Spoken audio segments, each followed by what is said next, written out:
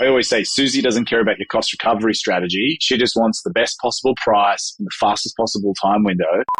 Looking at each other eye to eye, and it was love at first sight, as some people say. The average parcel in Australia will travel 722 kilometres from origin to doorstep.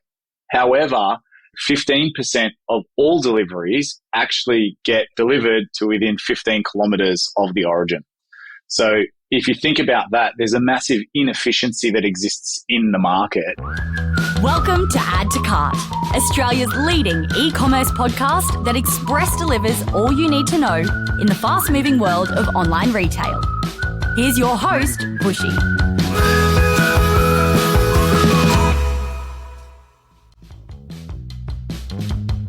Welcome to another episode of Add to Cart. I'm Bushy and I'm joining you from the land of the Turrbal people, otherwise known as Brisbane, Australia. On Add to Cart, we welcome everyone to share and listen to e-commerce stories. The more diverse, the better. I want to especially welcome the traditional owners and the original storytellers of the land that we are on, our Indigenous and Torres Strait Islander listeners, to join us in our e-commerce conversations and our community. Despite all the technology advancements in e-commerce, there is one part of the e-commerce journey that remains a challenge for most retailers, and that is shipping and logistics, transporting physical goods from warehouse to customer. And everyone from fashion to furniture brands have to deal with that. So I am so excited to introduce two people who have been on the forefront of this journey for almost 10 years now, delivering a solution that not only is taken on by clients such as Super Retail Group, Cotton On, Big W, Harvey Norman and more, but now scaling overseas. And that is William On and Rob Hango-Zada. They are the co-founders and co-CEOs of Shippit, a multi-carrier shipping software specifically for e-commerce. Just don't call them an aggregator, as you'll find out today. After seeing eye to eye at uni, quite literally, as you'll find out, and watching their Attlassian mates do pretty well, the friends decided to get in on the action and launch their own logistics solution. Now, millions of packages are sent with the help of Shippit every month, and the company has expanded beyond Australia and New Zealand to Singapore and Malaysia with revenue of more than $66 million. In this chat, Will and Rob share how they use data to optimize delivery performance. They tell us about the pros and cons of brands owning their own fleets, and a surprising shipping paradox, which has led to the pioneering codeshare solution that they have in development. This chat with Will and Rob has been on my radar for some time, and I'm so glad that we got to have it. You can hear from both Will and Rob how passionate and excited they are about this space, and I really, really enjoyed this chat. Before we get into it, if you are in Sydney, we have the Add to Cart e-commerce social coming up on the 23rd of May. We're holding it at the Rawson at the Rocks. We'd love you to come along. Tickets are available at addtocart.com.au, $20 each, with $10 of that ticket going to our friends at Thread Together. Come along, few drinks. We're going to have a panel on AI, how retailers are actually using it. None of this BS around what we'd like to do with AI. How are retailers actually using it today? Great panel on that. So come and join us the 23rd of May at the Rawson in Sydney. All right, thanks to our partners, Shopify Plus and Deliver in Person, here's our conversation with William On and Rob Hango-Zada, co-founders of Shippit. Will and Rob, welcome to Add to Cart. Thank you for having us, Nathan.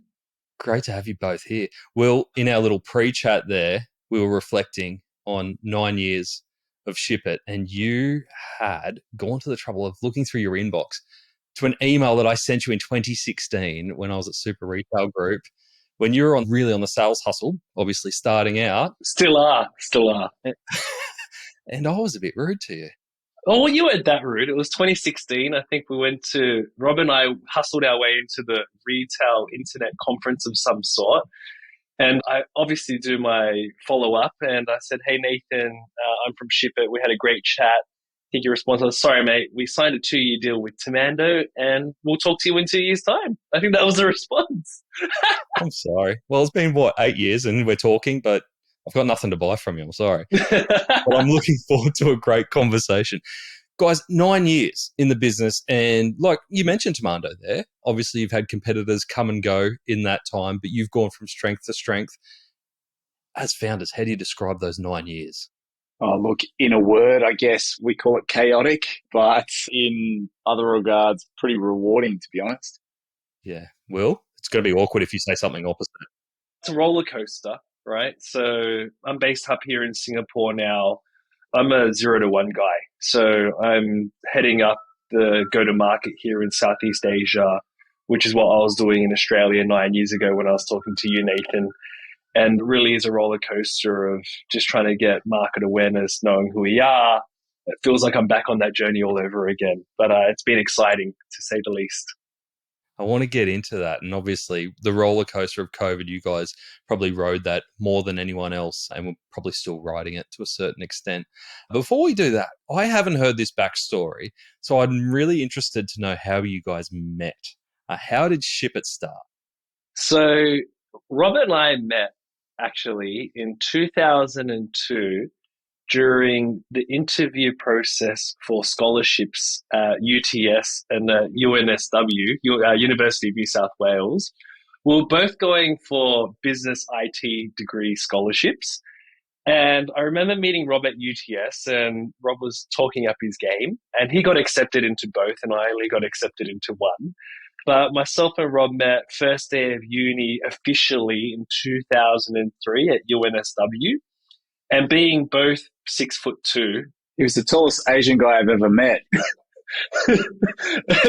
looking at each other eye to eye, and it was love at first sight, as some people say. And it was like, to be honest, we hit it off straight away. Two guys who grew up in not so privileged circumstances during our youth.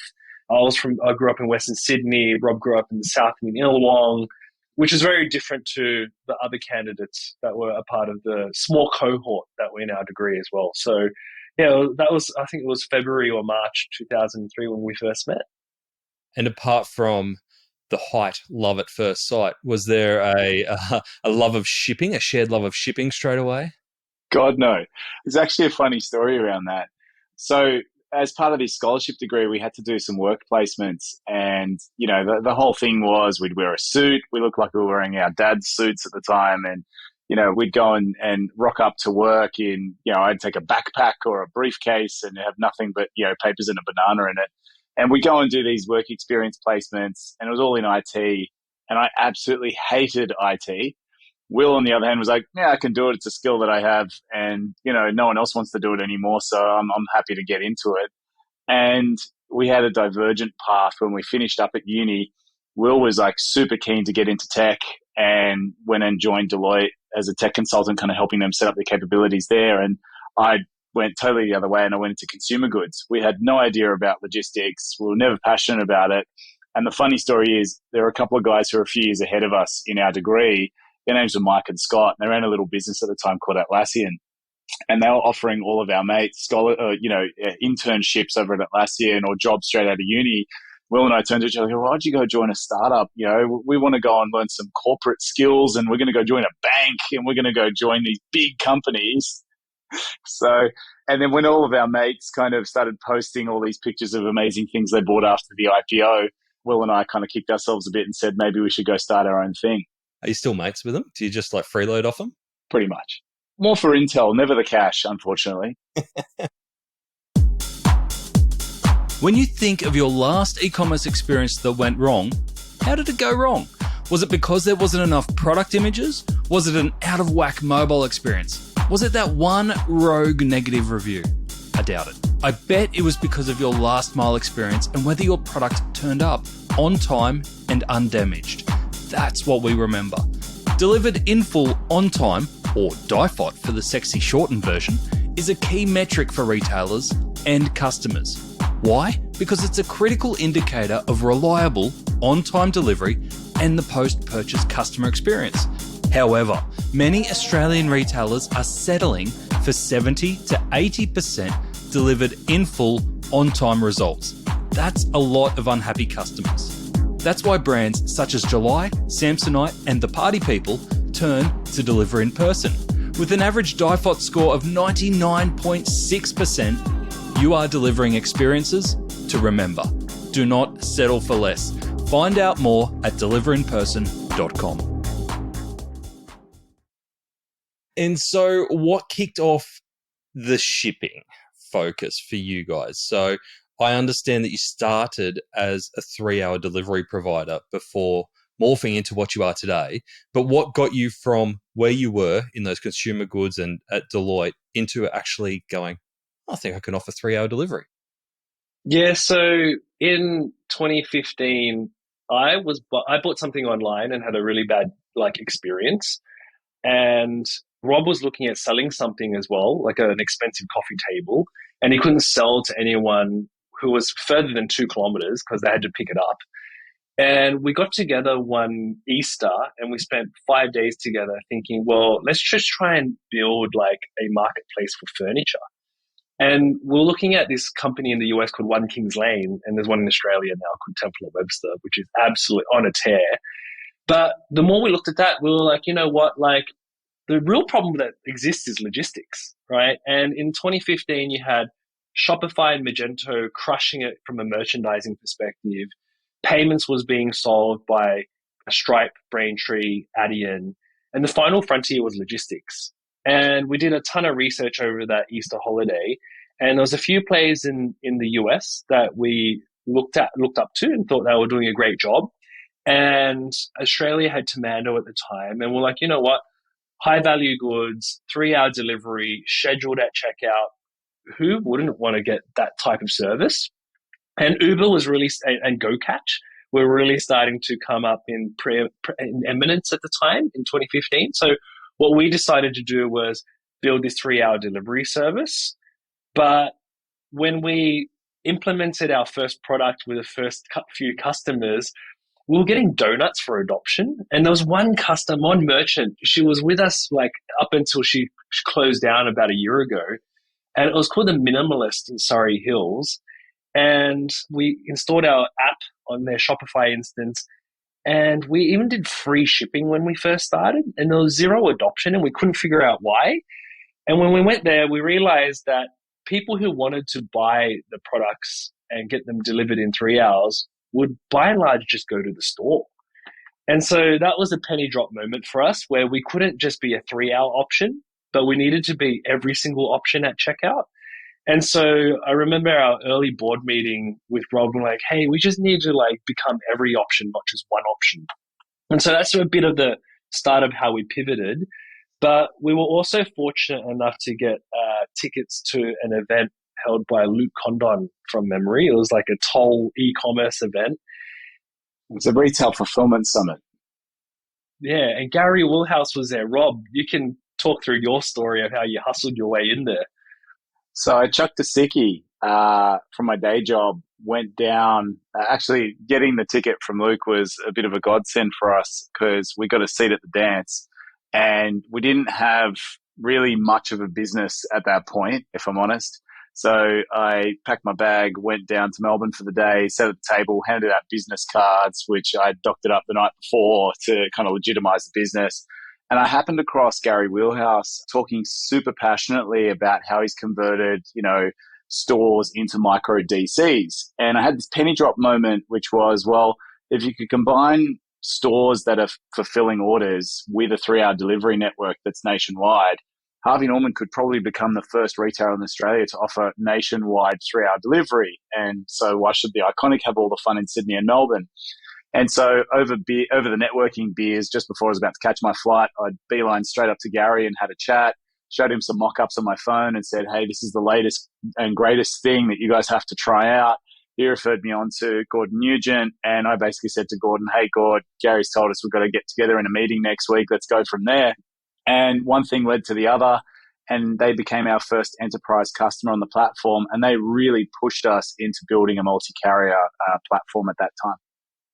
Because I could imagine that wouldn't be an easy brand to build for, given the expectations, but also the retail model being franchise model, regional. It sounds like a nightmare. That's where Will comes in. So I'm a management consultant by trade, and we went out to their Homebush head office and we architected the solution together.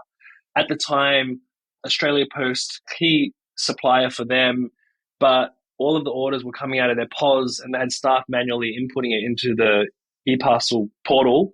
And so we automated that process for them. That was step one.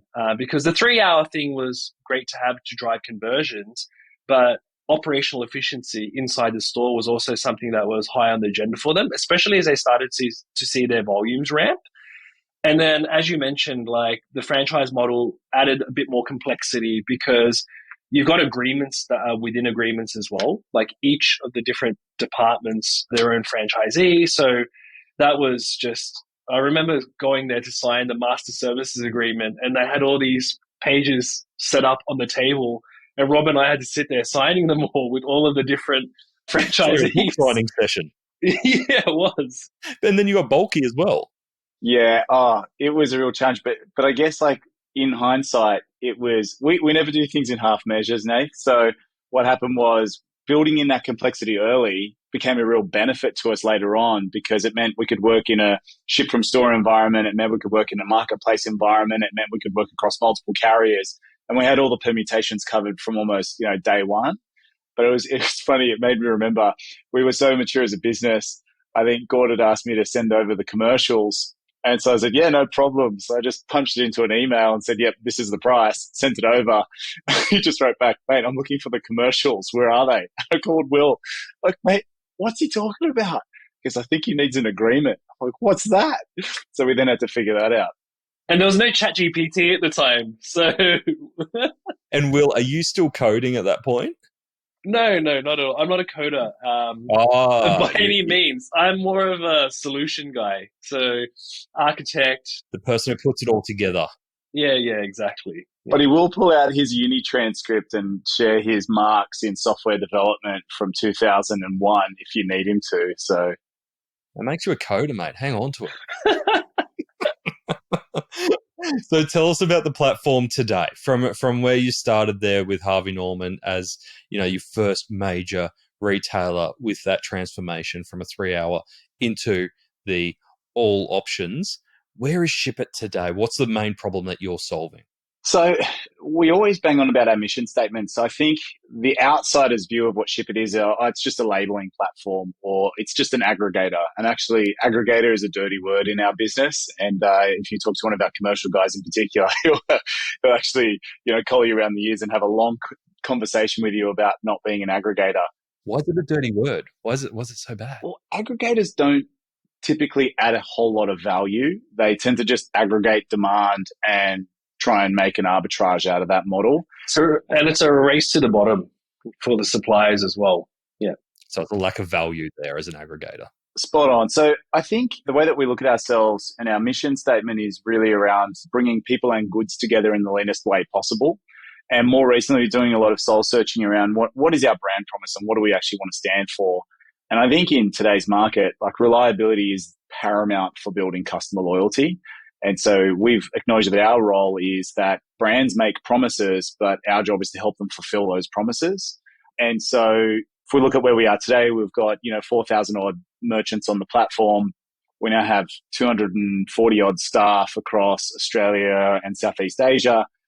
We've acquired 2 businesses in the last 24 months, one in the driver tech space, one in kind of more the logistics service provider space. Across Asia, and we're kind of servicing volumes of around 100 million deliveries a year now, which gives us great levels of insight and detail into what customers are buying, where it's going to, which carriers are performing, which carriers aren't performing, what are the hot destinations, all those sorts of things.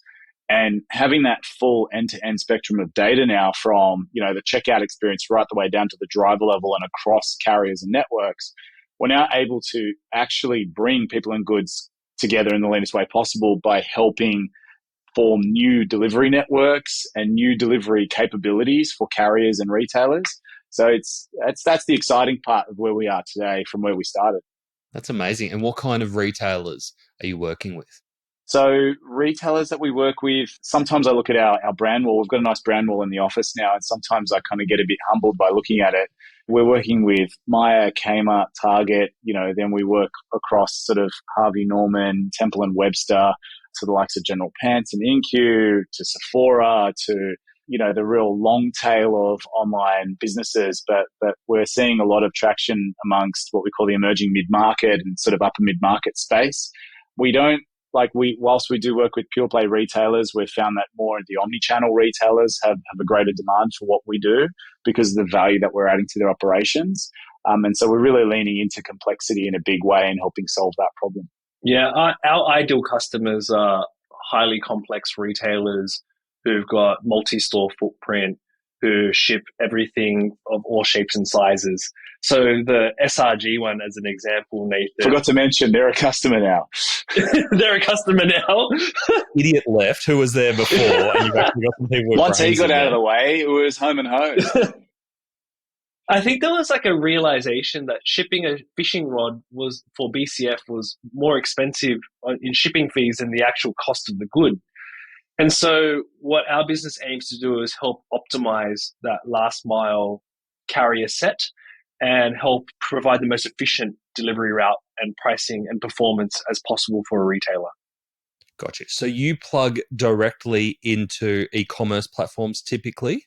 Is that the way it works? Yeah, we've got close to 50 integrations with most demand-side channels. So that's point of sales, warehouse management systems, e-commerce platforms, ERPs, etc. And then we connect into close to 200 suppliers across Southeast Asia and Australia, New Zealand.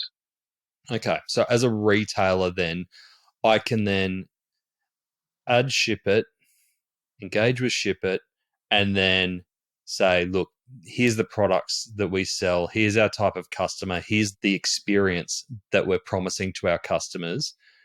Is that the way you open up the conversation to go, what are our options here? How do we do this? Or is it more of a self-service, go in, put your data in, and it'll tell you the most efficient way to meet that promise? There is quite a lot of consultative sort of solutioning that we do.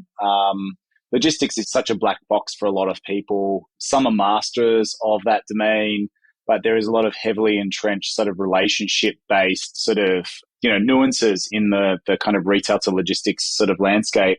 And I think for us, data plays a very imperative role. So what we often do is say, okay, tell us about your pain points. And usually they manifest as, you know what, I just keep getting complaints from customers. Where's my order?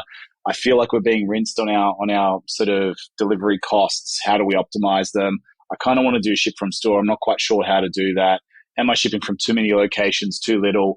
So we go in and we basically do a bit of a consultancy on the problem space, and then we kind of work on what the right solution is. And if that involves, working directly with the carriers to try and bring them into the conversation, if it's about re-architecting where they're fulfilling orders from.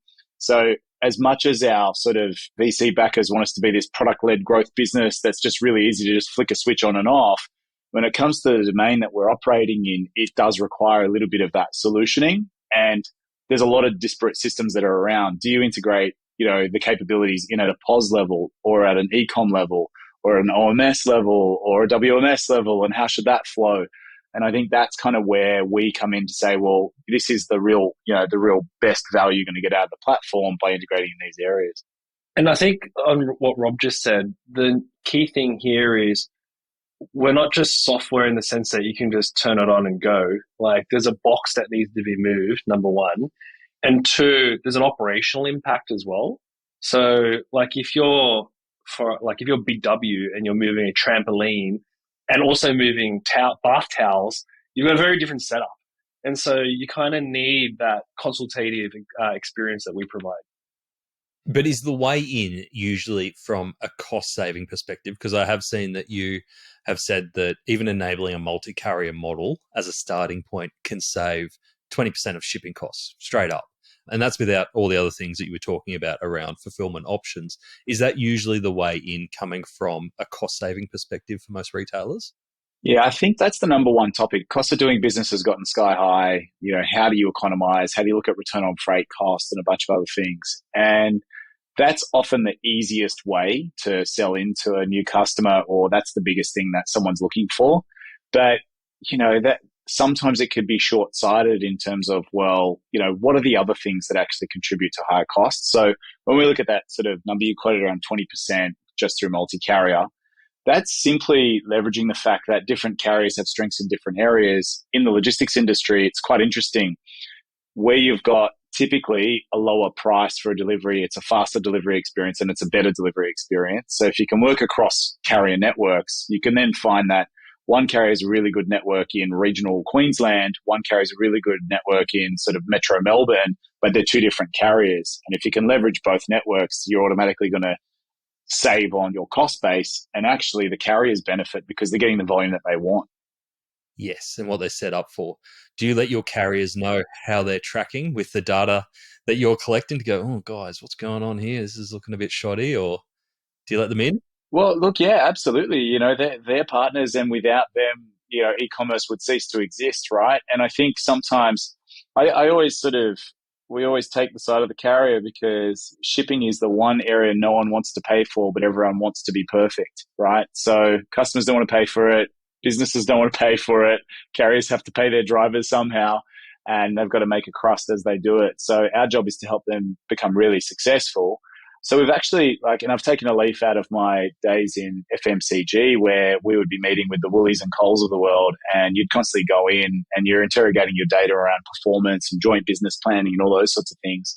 And that's what we do with our carrier partners. We kind of sit down on a regular basis, review the data, suggest here's the long tail of areas that you're missing SLA on, here's where you're doing well, here's how you compare to other carriers in the market and those sorts of things, and try and help lift the industry that way.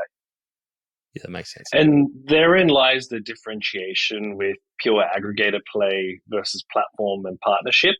Because when we first came into the business, there was aggregators out there, or in the industry, where you punch in a from location to location and you get all the prices and you just choose the cheapest.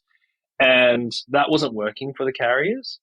And so our USP is around benefiting the merchant by giving them as many options as possible, benefiting the carriers so that they're getting the freight that they want, and benefiting the receiver who's receiving the product by having all the notifications, SMSs, all that experience stuff, which is important for the modern day consumer. So we always put our lens on those three parties. And this three-sided marketplace is actually what makes it super complex. And that's why our commercial people say, we ain't no aggregator. This is a partnership play. I've got a feeling that you don't mind the complexity, Will. Oh, He's a sucker for punishment. I am a sucker for punishment, but I'm a simplification guy. I like to keep it simple. And I guess it's our job to create simplicity in the market. As I mentioned earlier, people don't go into e-commerce wanting to do logistics. They go into e-commerce wanting to sell a product, market it, and get it into customers' hands. That third part around getting into customers' hands has a very deep tie-in with the logistics or supply chain piece. And that's where we come into help. We effectively want to help become the outsourced chief logistics officer for a retailer, for lack of a better term. Yeah, I think a lot of retailers would love to outsource that role too.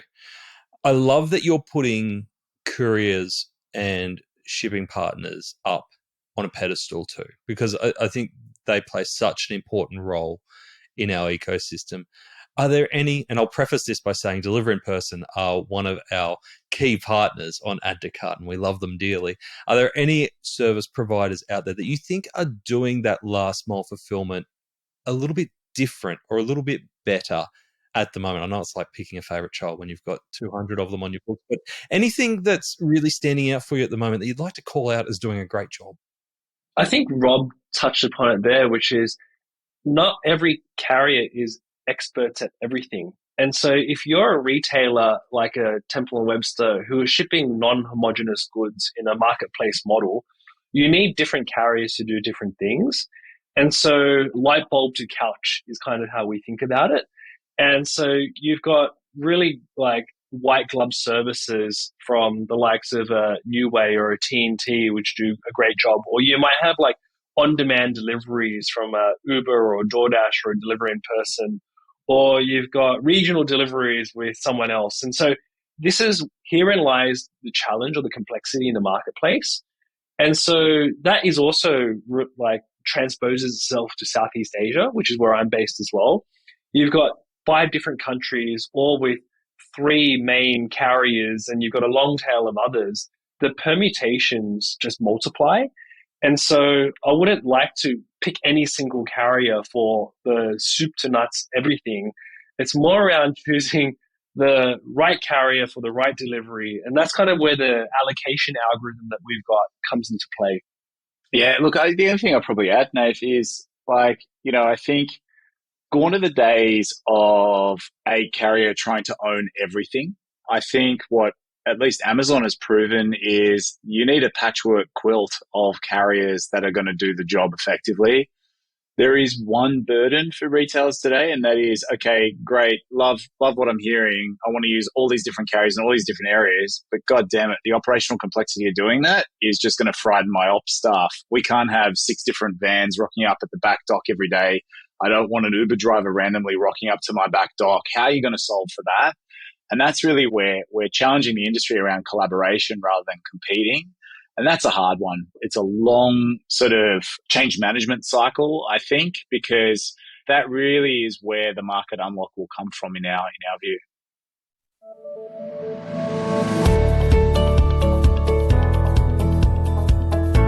Do you want to know the best travel tip that I ever received?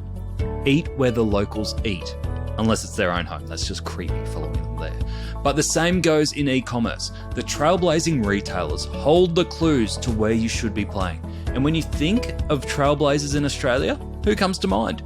JB Hi-Fi, Patagonia, July, Age, Culture Kings? I'd be pretty happy following any of them. What a coincidence then, that they're all on Shopify Plus. Why?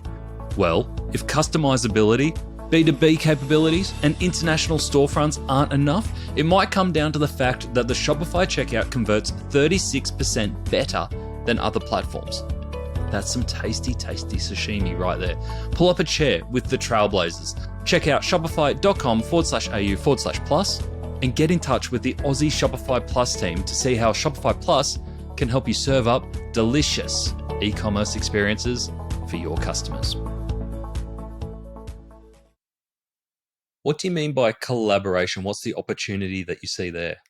So we often talk about sustainability, and we get a lot of pressure internally from our teams. They're like, oh, are we really being sustainable? What are we doing about it? And I think the honest realities of logistics is you have fleets with 5 to 10 year life cycles, right? And a lot of fleets have come in recently and they're diesel engines and all those sorts of things. And, carriers need to find a return. So there's a commercial blocker to that. But I think what we've stumbled across is there is this parcel paradox in Australia through the data that we've got on platform. I always get the numbers a little bit wrong, but they're a little bit right. So go with me. The average parcel in Australia will travel 722 kilometres from origin to doorstep. However, 15% of all deliveries actually get delivered to within 15 kilometres of the origin. So if you think about that, there's a massive inefficiency that exists in the market. Why does that happen? You have carriers who are doing an exceptional job in their traditional networks, which might require them to hub and spoke in different areas. So they're always going out west in Sydney or in Melbourne or wherever it is, hubbing, then sending it back out. And you've got a lot of point-to-point carriers who are doing, shortest distance, but the economics are a bit different. And we've been pioneering a bit of a model, which we call like the codeshare for the logistics industry. We call it smart routing. And what smart routing does is it offers an opportunity to carriers to play a role as a node in a bigger network. So if you think about a leg rather than an end-to-end delivery, you can really optimize the distance between point A and point B and make sure everybody wins in that equation. But it's such a new model that there's a lot of fear in the industry to say, well, I don't really want to hand over a delivery to a competitor because I want to own the whole customer experience journey. So that is kind of what I'm talking about around collaboration. And we call it co-opetition, which is you can compete, but you can also collaborate to really economize. And that's what we see in the telco industry playing out and has been playing out for the last 15 years.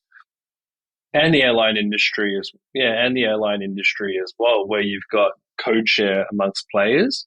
And the challenge is exacerbated when it's cross-border intra-Asia, where you've got the carrier solution is let's put more planes in the air, let's build more warehouses, let's put more trucks out.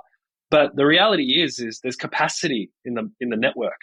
And so as Rob talked about sustainability, like in Southeast Asia, it's how do we stitch together a cost-effective cross-border product? Because in cross-border, it's either end to end and it's super expensive, next day guarantee, or it's postal and it's untracked. And so our smart routing international product here in Asia is what we call premium economy, where it's a little bit cheaper, a little bit slower, but fully tracked.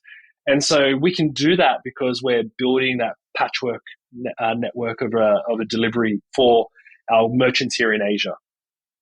I feel it comes back to what you've been saying about allowing everyone to do what they're best at rather than trying to do everything. And I love that because it does feel like we're at a bit of a mature stage of shipping, or a maturing stage of shipping, where we've gone through a lot of phases. We've gone through kind of the free shipping phase where customers expected shipping on all e-commerce to be free. Why isn't it free?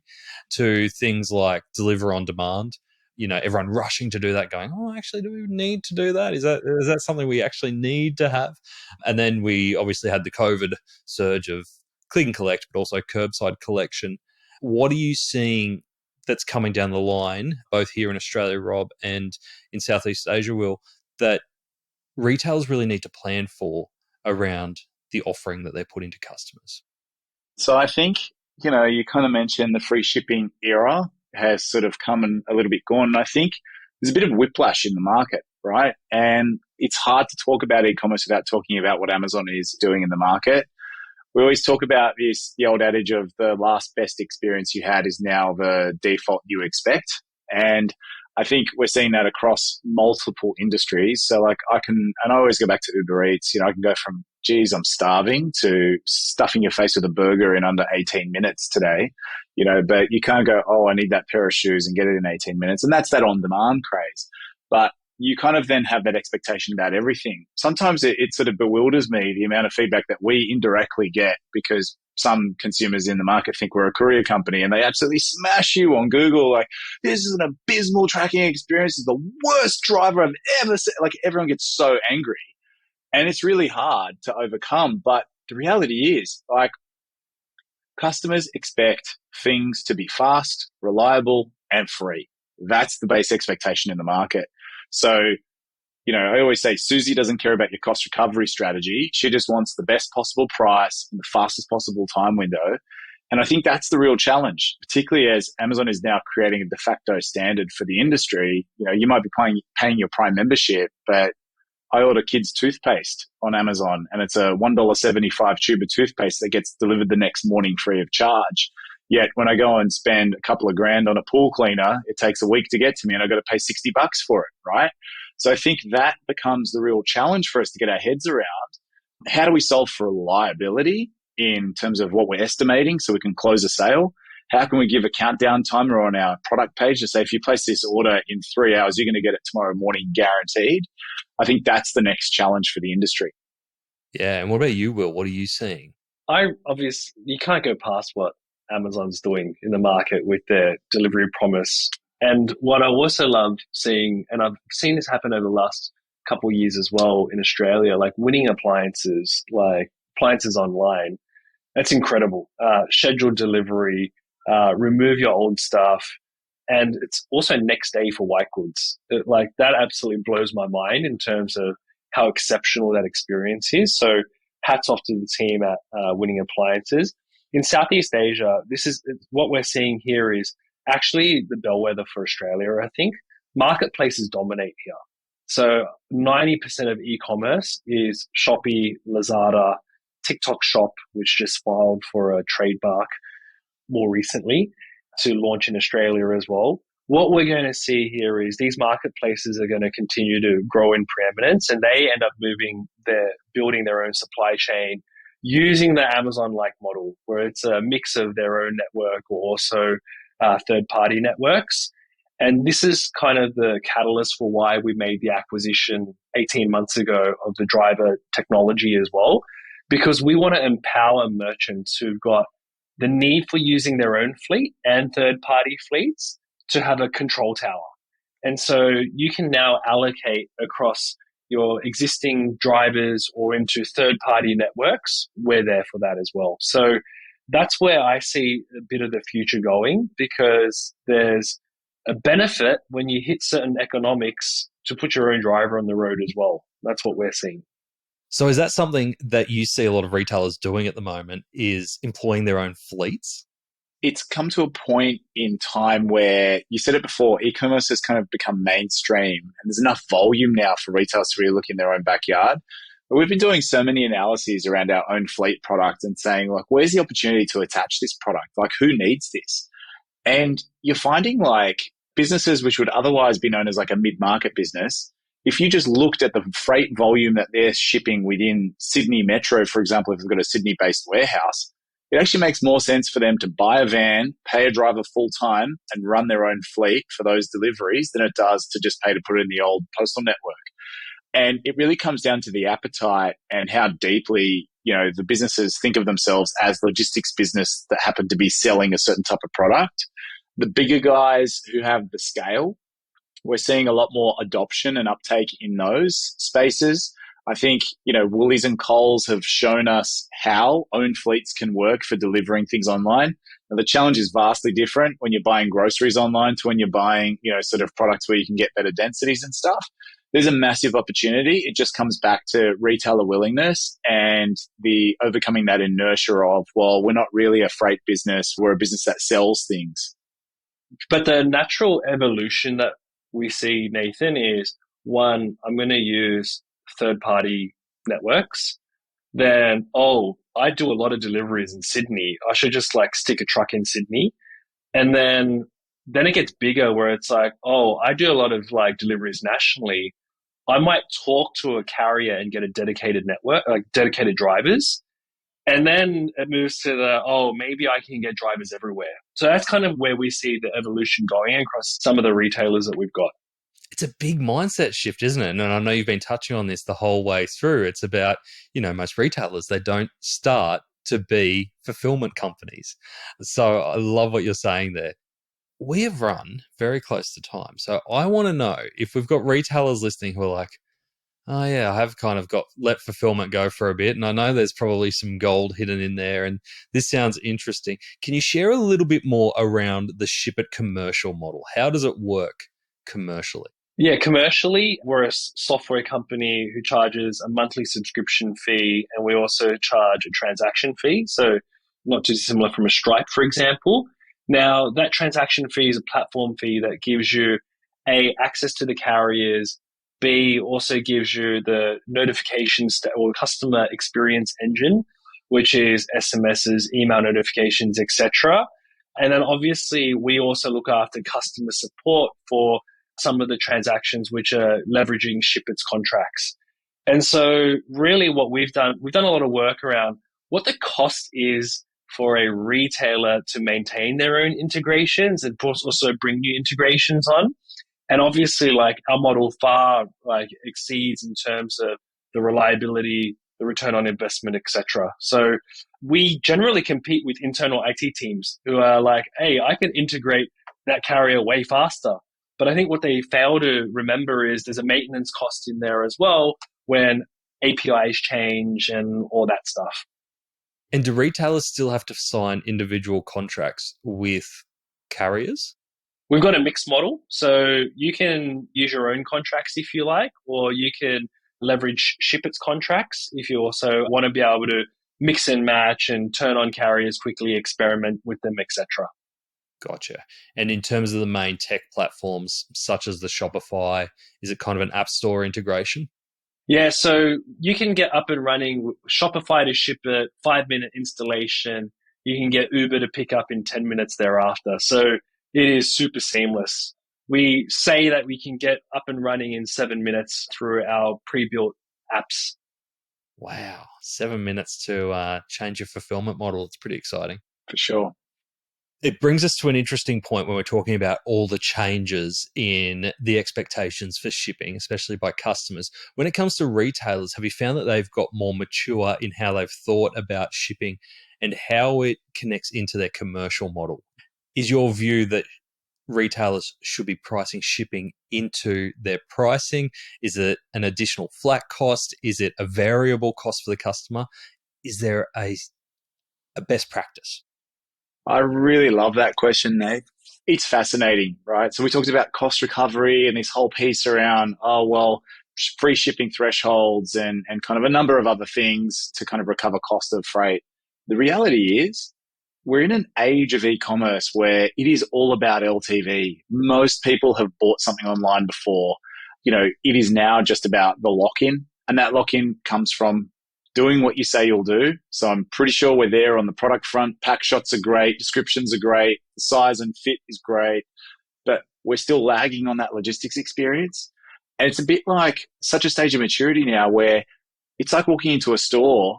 So I used to use this example, and they charge you for a bag. They do now. But no, it's like charging you for the electricity, the staff member that's handing you the goods, the checkout. All these fees, they're a cost of doing business.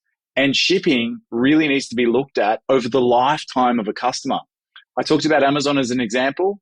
That tube of toothpaste is not the only product I'm buying from Amazon. So they took a bath on that, order cost on that one item. But the next time I bought the pool cleaner, that's coming with Amazon. And there's a massive amount of margin to bury a cost in. So we really need to start challenging the norm here around how you price shipping in.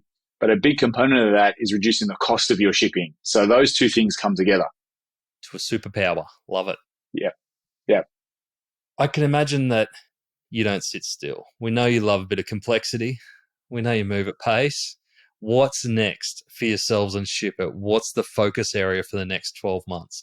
I'm going to ask you both to answer individually because you're in different parts of the world. So I've been living in Singapore for the last 18 months. The market is considerably different. As I mentioned, marketplaces are 90% of the volume. We actually don't get access to those marketplaces. We can't serve them because they've got their own logistics networks. And so through an acquisition that we made 2 years ago, Logistic is joined our portfolio, and really they're a carrier platform for carriers. So what the carriers want to do is they want to increase their networks as well. So for example, we're working with the likes of Maersk, Post Malaysia, Toll, and these carriers have a domestic network, but don't have an international network. And so the software that they use is Logistic to be able to extend the network. And so what I've been focused on here in terms of go-to-market, as I mentioned, I'm a 0 to 1 guy. I like building stuff from the ground up.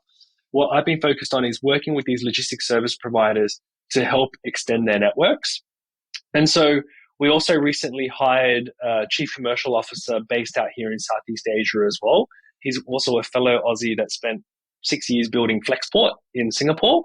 And I'm excited about onboarding him and getting him to be the tip of the spear in Southeast Asia whilst I make a journey back to Australia over the next couple months. Okay.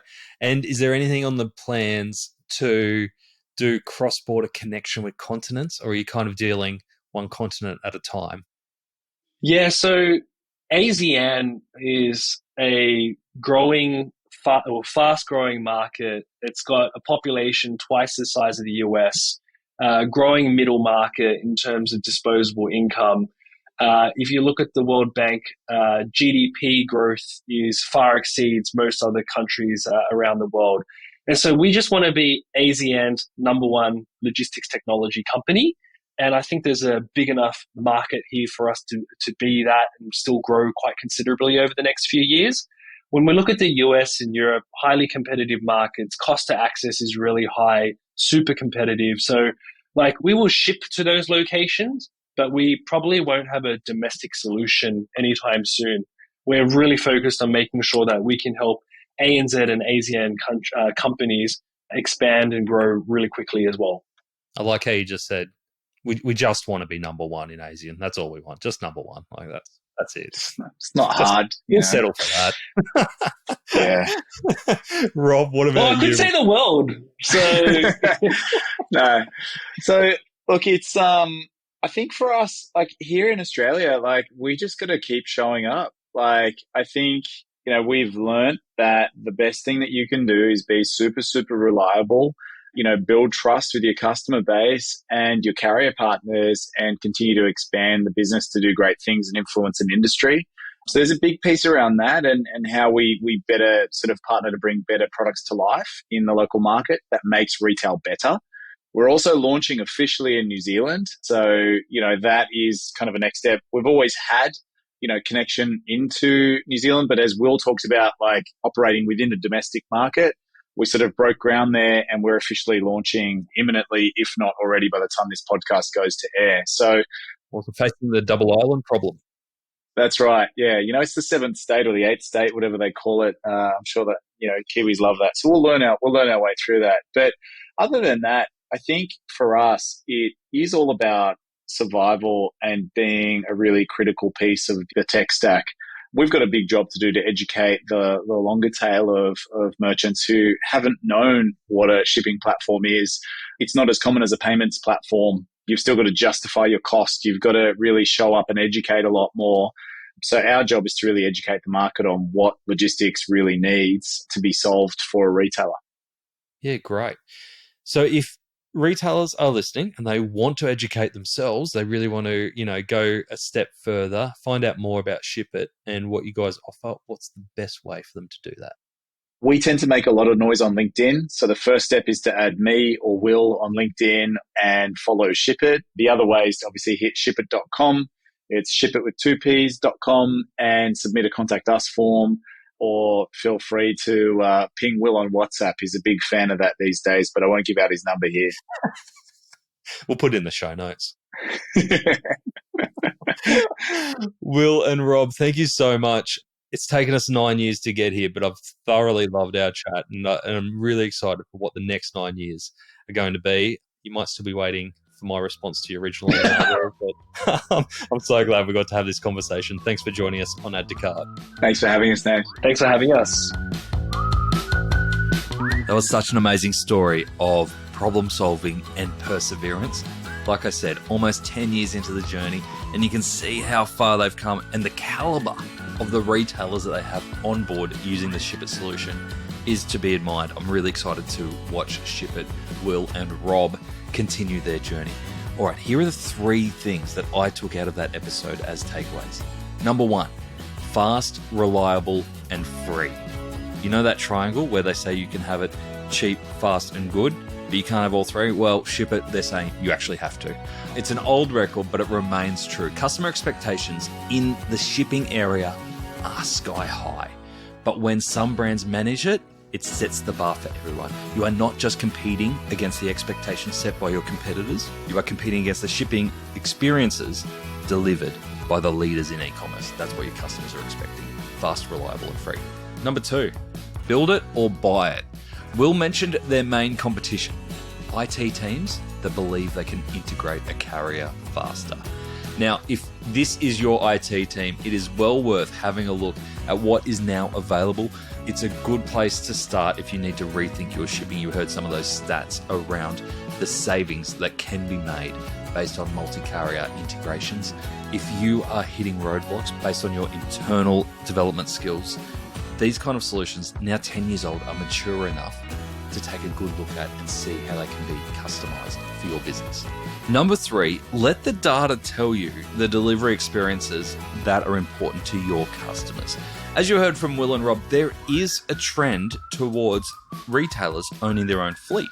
Maybe when they have majority of their deliveries going out to a small location, it might make sense for you to start having your own fleet. I know that will send shivers up the spines of many retailers. However, it might also say that you might need specialized services, whether most of your goods are bulky, or you might be a premium goods service that needs that delivery experience that is above and beyond what you'll find with most couriers. So that's where partners like Deliver in Person come in to help you deliver that elevated experience.